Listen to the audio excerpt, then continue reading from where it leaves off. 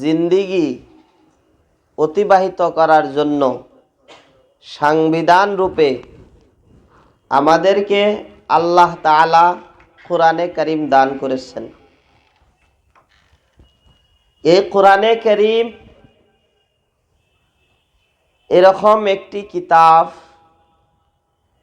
যে শুধু এটি একটি কিতাব নয়, বরং মানব জাতির জন্য জীবন ব্যবস্থা। মানব জাতির জীবন ব্যবস্থার নাম হলো কোরআনে কারীম। এই কোরআনে কারীম মের অসংখ্য ফাজাইল আহাদিসে নববী সাল্লাল্লাহু আলাইহি সাল্লামের মধ্যে বর্ণিত আছে। এই কোরআনে কারীম অন্যান্য ধর্মগ্রন্থর মতন শুধু একটি কিতাব নয়, বরং এই কোরআনে কারীম এরকম একটি কিতাব যে কিতাব মোতাবিক দুনিয়ার যে কোনো বান্দা নিজের জিন্দিগি বানানোর জন্য ইচ্ছা করবে, সে মঞ্জিলে মকসুদ অর্থাৎ তার ঠিকানা জান্নাত হবে। বলুন সুবহানাল্লাহ।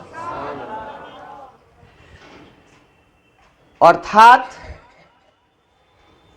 কোরআনে কারীম দুউ ইলাল জান্নাহ, আমাদেরকে জান্নাতের দাওয়াত দিতেছেন কোরআনে কারীম।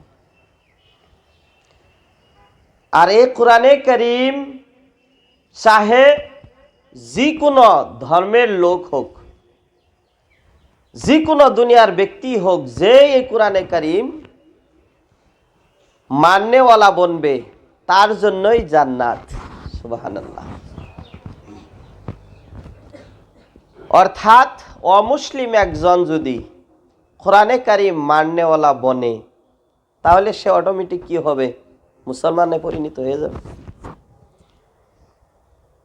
তো এই কোরআনে কারীম মের মধ্যে ৬,৬৬৬ আয়াত আর ৬৯,০০০ শব্দ আছে। দুনিয়ার যে কোনো কিতাব পড়া হোক,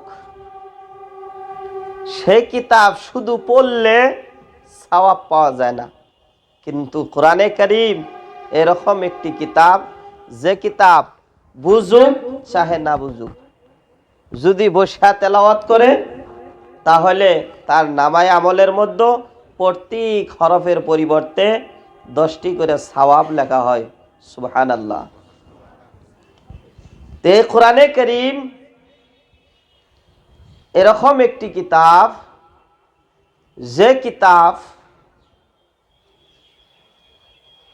যে কিতাবের হিফাজতের দায়িত্ব স্বয়ং আল্লাহ তাআলা নিজে নিয়েছেন। এটা দুনিয়ার কোনো মানুষের ক্ষমতা নাই এই কিতাবের হিফাজত করার জন্য।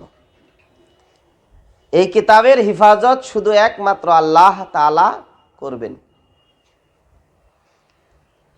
আল্লাহ নিজেই কোরআনের মধ্যে বলছেন যে এই কিতাব আমি অবতীর্ণ করেছি, আর আমি এই কিতাবের কি করব? হেফাজত করব।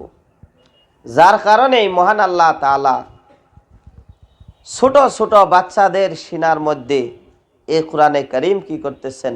হেফাজত করতেছেন। যে বাচ্চাগুলো ৬-৭ বছরের বাচ্চা, যাদেরকে দেখা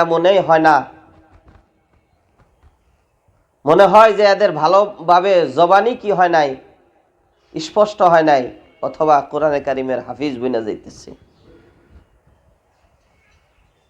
তার কারণ হলো যে হেফাজতের দায়িত্ব আল্লাহ রাব্বুল আলামিন নিয়েছেন। সেজন্য আল্লাহ যে কোনো হালতে এটা কি করবেন? কিয়ামত পর্যন্ত এই কিতাব হেফাজত করবেন। তে কোরআনে কারীম বিরাট ফজিলতময় কিতাব। এই কোরআনে কারীম যে জায়গায় দিয়া অবতরণ করেন, সেই জায়গাকে সম্মানী জায়গা হিসাবে কি করে দেয়? বানাইয়া দেয়।